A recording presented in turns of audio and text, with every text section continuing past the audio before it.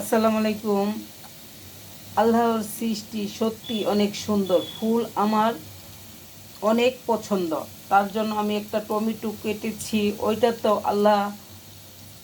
আল্লাহর সৃষ্টি এতই সুন্দর। ওই টমেটোটাতেও কি সুন্দর ফুল হয়ে আছে।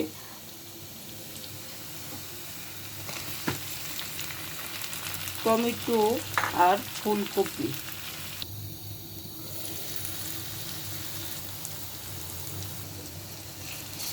ডিমটা দিয়ে দিলাম।